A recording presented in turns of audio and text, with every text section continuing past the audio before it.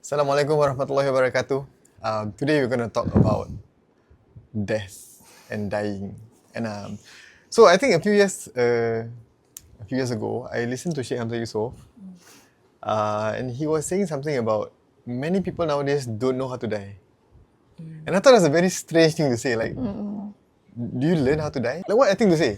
You know, like, oh, you don't know how to die. And then How to die? And then, Nobody knows. he said that as the righteous people, they knew how to die. Oh, insyaAllah. They knew what it's like to live lah. And in fact, Sheikh Hamzah Yusof also wrote an essay in the study Quran lah, death, dying, and afterlife. So he spoke a bit about this lah, which of course is a morbid topic that people don't want to talk about. But I think recently, ever since Ma passed away, I've been thinking about this. I've been thinking about looking at it and somehow seeing that maybe Sheikh Hamzah Yusof has a point about knowing how to die in the way that she left. Right? Do you notice that in how she passed away? Because I think, so the events leading up to when she passed away last month in June, she went for Umrah in December. Didn't perfectly fine, did her Umrah, and then went around Medina and Makkah.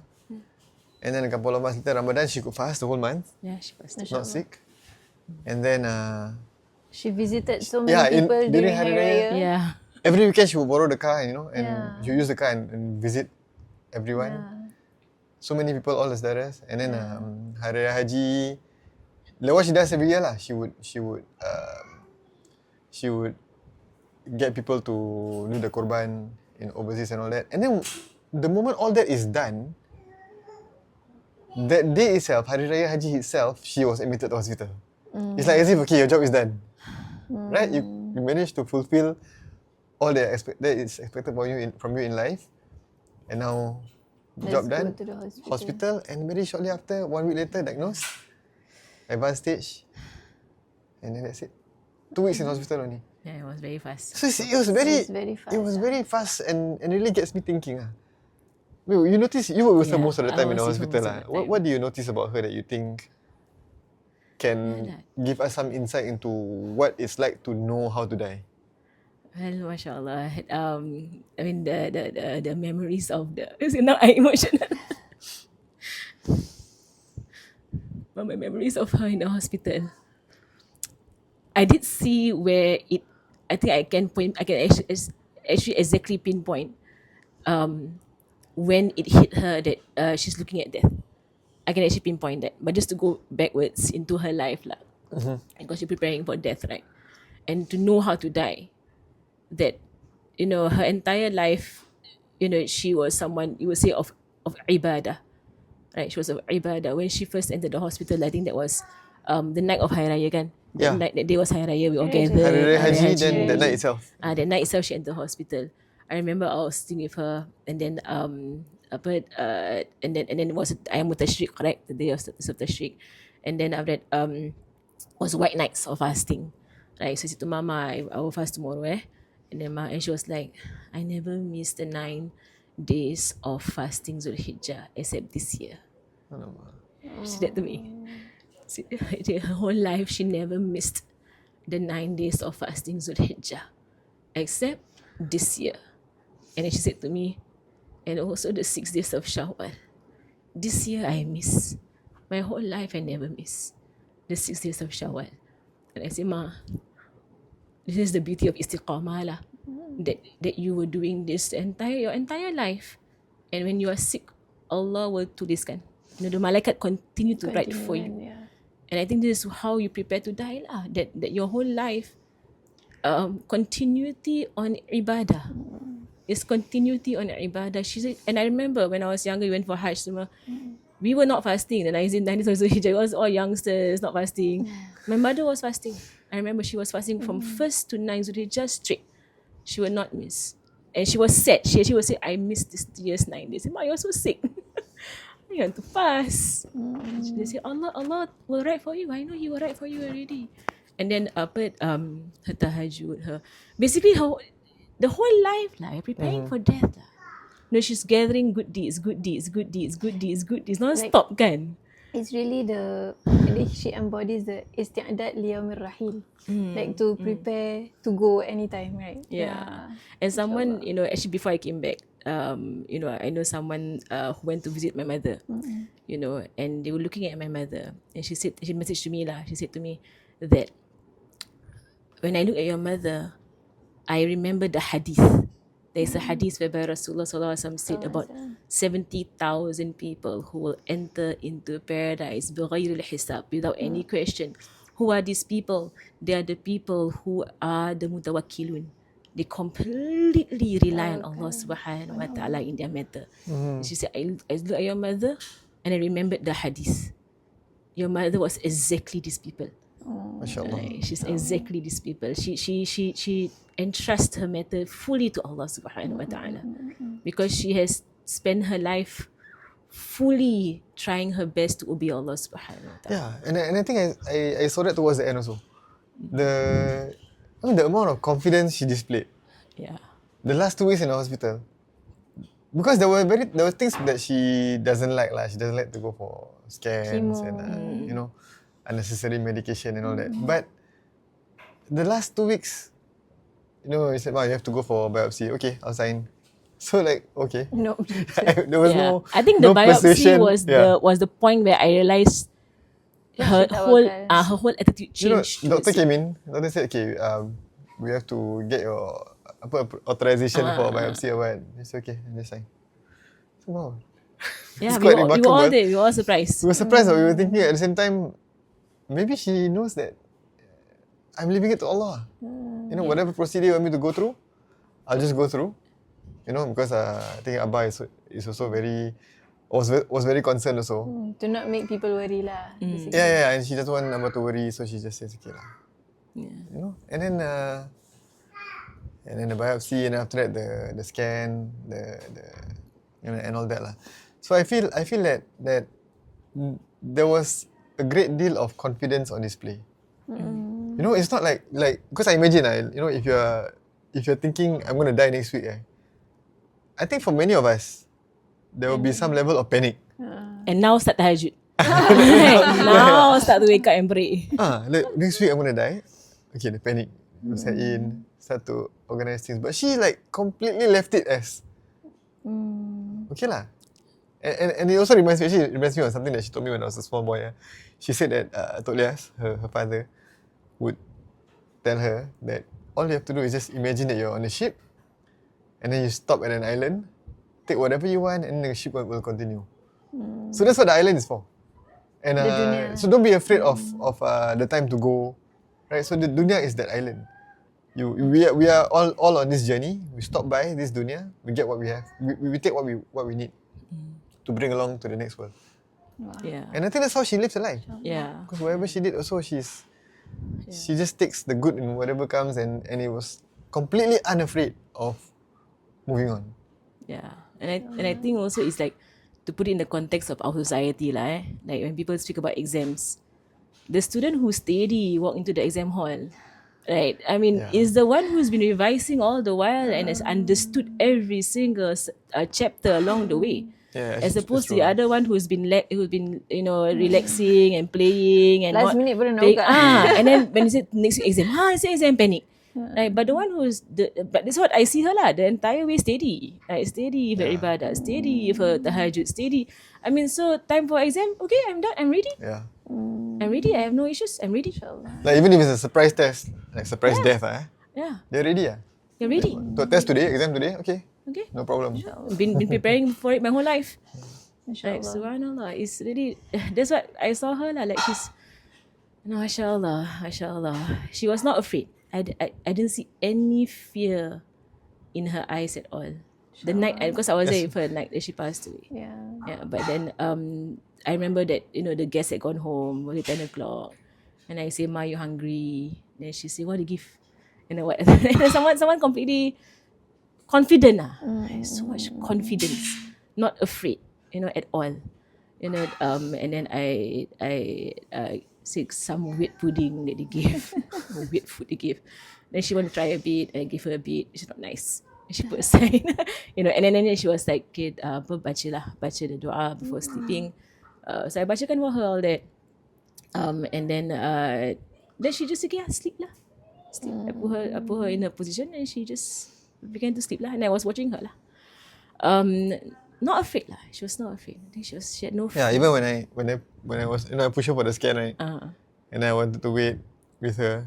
She told me, man, let's go back. Yeah, just go back. She doesn't need you. because the nurse was saying lah, you cannot be here for too long because this, there's radioactive radiation and all that. And I said, it's okay lah, I'll just stay here with my mother. And reminds me of when Kita yang afraid tau. Kita yang semua afraid dan she emotion. told me when she was giving birth to I think Sarah or Ibrahim lah. She told me that the nurse was like, are you okay? She was like, I've done this a few times. I know what to do. 6 child, 7 child. Like, leave me alone. I know what to do. Right. So my mother, mashallah. So I think that it carried with her exams, her birth. And now down to her death. And down to her death, it was just a woman who she Brave. put in the work. You put in the work. She put in the work that made her so confident and Brave. brave and desirous. Right, whereby Rasulullah SAW, it's a hadith whereby Rasulullah SAW said that those who love to Allah, Allah loves to meet him. There's a famous hadith, right? Those who love to meet Allah, Allah loves to meet them. And Sayyidina Aisha said, Ya Rasulullah, but we all fear death. Right? So and what he meant sallallahu alaihi wasallam from that hadith, right, is that those who love to meet Allah is because they have done all of these good deeds. And they filled their life with obedience to Allah subhanahu wa ta'ala, that they are in so much hope to see what Allah has in store. Right? Because they really live their life well, mashallah. That they're like, and it comes another hadith also whereby when the janazah is carried and then the soul follows the janazah, for the righteous person, they will say, hurry up, bring me to my grave. Right? Because they are eager to see the Jannah in the grave. And then but those who are wretched to be like, woe to you, where are you bringing me? Stop. Yeah, hadith, mashallah. Because they know what's in store. Right? So like those who are righteous, they say, our teachers will say those who are righteous when they pass away, they say, marhaban bil maut wa ba'da al maut. Like, welcome to death and what is after death. I think when I saw Ma, I was like, Ma's doing that. Ma's doing to marhaban bil maut. And marhaban, welcome to death and what's after death. Welcome to death and what's after death. She's enjoying herself, inshallah. From what we see of her life. So they are eager to experience what is after death. Yeah. Without asking for death. Yeah. Because you cannot ask, you're not allowed to ask for death, right? Yeah. Right. There is a situation whereby Rasulullah said that do not ask for death, but if you really have to, then there's a particular dua that you can make. Ya Allah, keep me alive for as long as life is good for me, and let me die for as long as death is better for me. Right? So there is that dua lah, right? So someone who's going through really difficult illness, you can dua that, or someone who's going through like towards the end of times, akhir zaman, the fitna or the tribulation will be so severe. There are some said that a person will walk past the grave and wish they were in the grave. Because the tribulations of Dajjal will be so severe, the ma'asat will be so rampant. A righteous person will envy those who are in the grave. Which probably we are there right now. Like you see those in the grave, mashallah, they're free of the dunya, they're free of the, Maybe this will help to change people's perspective of death. Like because, all too often we think of death as a bad thing. Like somebody dies, it's a tragedy, it's a terrible thing that happened, terrible accident and so on. But it's, one way to view it is a temporary separation. And I guess these pious people with a lot of tawakkal, a lot of taqwa, they don't see this as a bad thing at all. It's just something that everybody has to go through. Yeah. And they're looking forward to what's on the other side. That means there is a yearning, there is an eagerness, because there is complete conviction and belief of what awaits. Yeah. So if you already know, I think Syed Yusuf also said before, like, if let's say you're on a flight and then you're sitting in the economy class, and then the flight attendant says, there's an empty seat in first class, do you want to go or not? So of course you want to go, right? Because you know what's there. Because you know what's there. So in a way, death is like that. If the Malaikat Maut comes to you and says, do you want to go? Yeah, to leave the suffering of dunya. You wouldn't see it as a bad thing at all, right? Because if you have full conviction of the amazing kind of treats that await, That of course if you're a pious person, and then you will want to be there. Right? Right? You cannot ask for it. You cannot go and ask the attendant for first class. But if the if the opportunity opens up, yeah, you wouldn't refuse it lah. And I think that's what InshaAllah lah. That's what I think she felt lah. She Right? felt, yeah. I think we could see that. When my sister visited her also, it impacted her lah. She said like macam she has never seen a cancer patient suffering so much, still smiling. So happy. Still smiling and greeting. You know, she cannot talk now. Yeah. But she's like still like smiling and like want to greet. And it's like my sister. It's not like even saudara. And the news of cancer did not, you know, I've seen people, some of my friends, you know, when they get the news of cancer, they cry and they go into a, and it's normal. It's normal for most people to go into that kind of state, right? Whereby cancer, and then looking at death, everything. Ma did not. There was no response, you know. Actually, there was no she was response. like, oh, cancer, okay. And then like I said, nah. And then the size of the cancer and everything, the tumor, what was doing and everything. Because we thought it wasn't cancer. We thought it was some fibrosis or water in the lungs. Water in the lungs. Which is less complicated lah kan. Yeah. Yeah, so macam when I came also, she asked, how are you? Then I'm like, how are you? I'm supposed to ask you. Because I was pregnant kan that time, so she was asking lah. I'm like, mashallah, in that state also she can ask about people, like how about people. Then she even prescribed me, I think she knows that she's going to leave. So she messaged me what to eat, the homeopathy remedies to eat during labour and after labour. Then I'm like, you can still think about others when you are in that state. You know, macam because some people when they found out they have cancer, like what you said, they would be macam, that will occupy their mind, so they won't think of anything else kan. Yeah, but then macam mashallah, she's still like messaging people about remedies, what remedies to give. Then even ask about Akil, how's Akil's eczema? I don't think there was a point at all whereby she was discussing her cancer. And the whole time I was there, she never, all was that water and must vomit, and then komod. She was asked for her needs lah, but she won't say that, you know, there was no complaint. There was no like, you know, I have cancer. All, Nothing. I asked her, Ma, sakit tak? No, is it painful or not, Ma? And then she was like, just breathless lah. Breathless. Just breathing a bit difficult. That's all. A bit difficult. I think she was really breathless. But then the what she spoke to me about, you know, in the hospital was like the kids' Quran. I made sure the kids, as if now I look back, as if she's giving me wasiat. I feel that way, you know. Say, look into Khalil, okay? They say Khalil, she told me Khalil comes to me for comfort. Like, make sure Khalil has somebody for him, okay? Like, jaga Khalil. She said that to me. Now I think back, I was like, probably it was a wasiat lah. And then she said that the children, all of them, make sure they all belajar Quran. Okay, make sure that their Quran is on. And then she was like, she was giving a lot of things she was talking to me about lah. You know, she wouldn't talk to me about my own marriage and my own husband and my own health also. She was like, and she would tegur me as a mother does lah. But she would talk about a lot of things lah, but nothing about herself.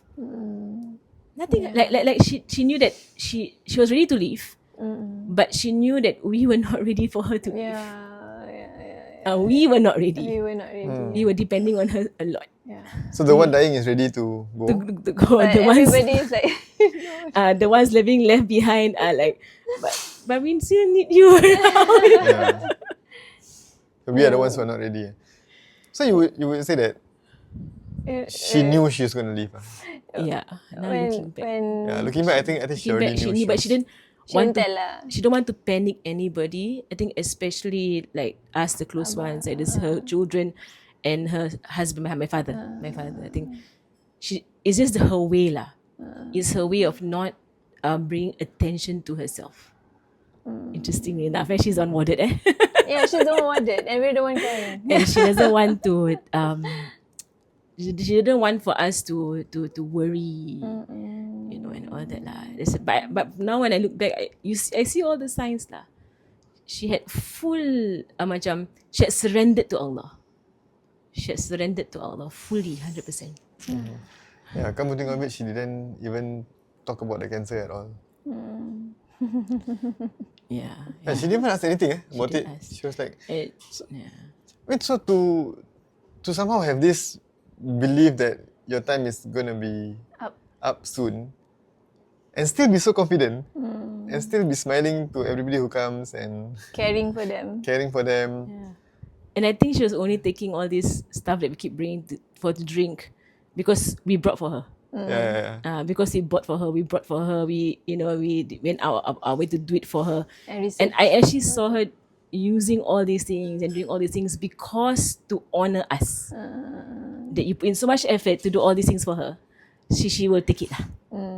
She will do it. But I knew she wasn't like macam reliant. So how to get to this stage? What causes people to be that confident? I mean, just now you mentioned that if you've already prepared for the exam, you've already spent your entire life doing good things, doing a lot of ibadah, then okay lah, you can be confident. Yeah. But there are also situations where people act righteously throughout the whole life and they are still not confident at the end, right? Are there? No. I don't know. I mean, most of the righteous people that I know, they welcome death.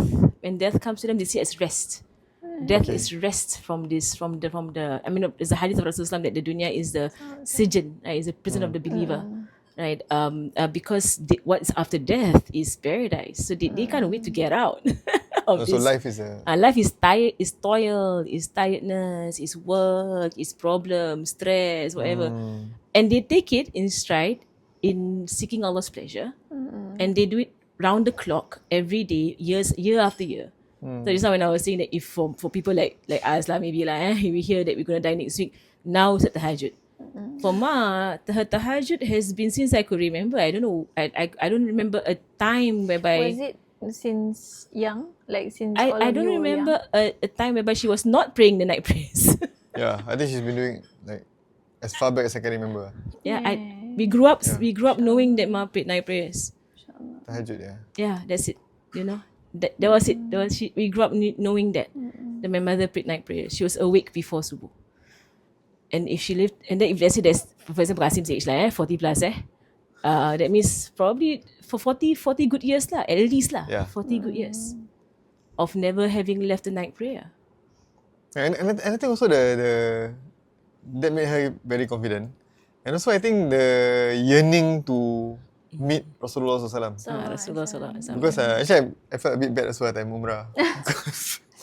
because Okay, so this is Medina, right? Prophet's Mosque, right? And then all the others were having, they booked their hotels at the back entrance. We went with Lianatan and then Farhana also. Then kita dengan Ma. So Ma booked a hotel that is near the dome. Kuba. The dome, the yeah. dome. And then after that, the ladies' prayer area is that side. So Lianatan my family is all At the the back. hotels is there lah. And there's a lot of food there and everything. Semua kat sini susah nak cari makan. And then it's so Not as far much away. Yeah. It's so far away from the women's entrance, and I was pregnant also with a toddler, so we didn't know. So we just wanted to be close to Ma. So we booked the hotel there lah, near to Ma. Then we were like, kenapa?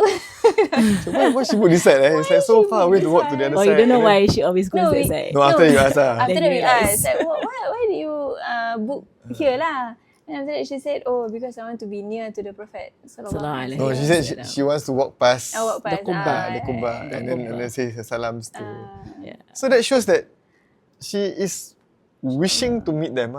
Yeah, I mean, not wishing, I mean, she's inclined to meet them. Inclined, she's yearning lah. It's a burning yearning. So I wrote on my post, right, and it's a very clear memory lah.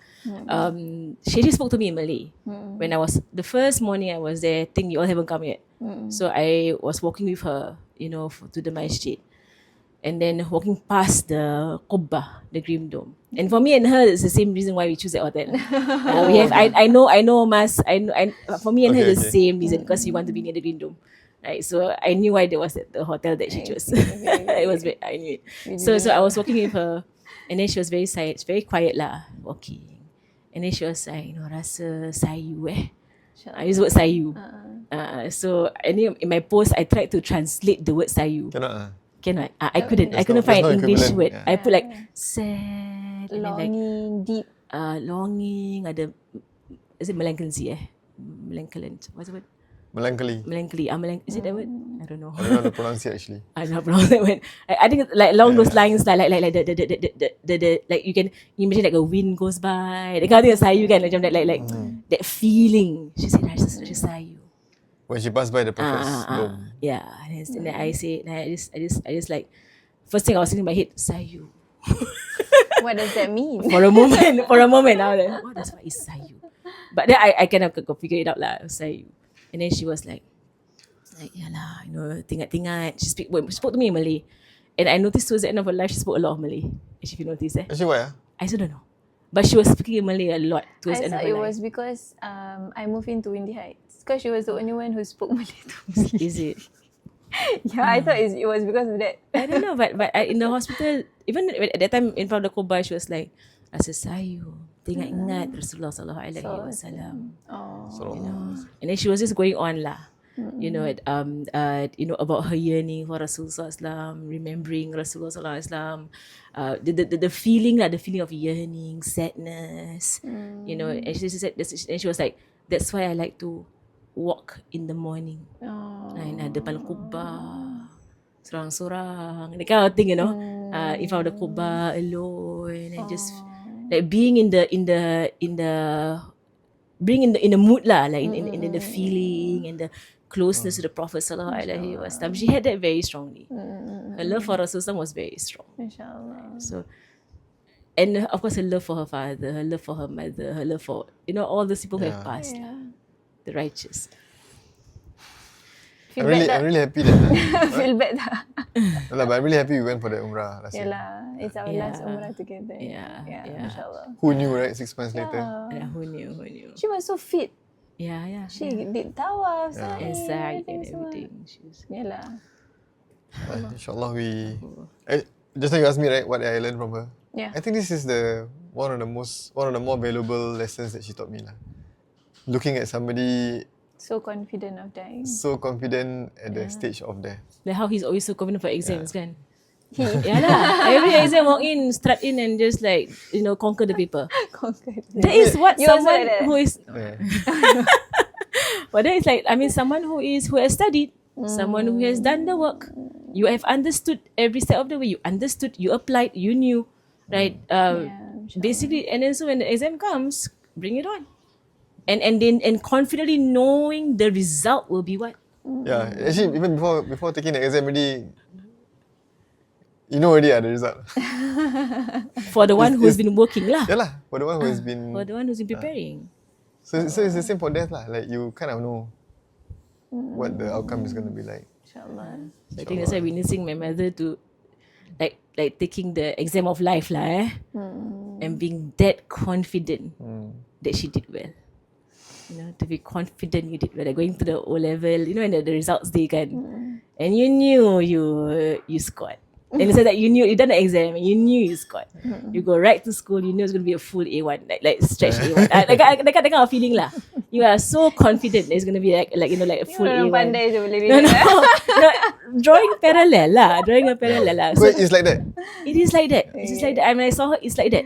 Like you know, you come to school, you probably asking other people about how are you, how was that, you know, and your own results don't like because you're so confident that you've done the work. And of course, if I mean to balance it, the confidence in the ibadah must be paired with the husnul zon of Allah subhanahu wa ta'ala. A good opinion of Allah subhanahu wa ta'ala. So it's not an arrogance kind of confidence, right? But you know you tried your best.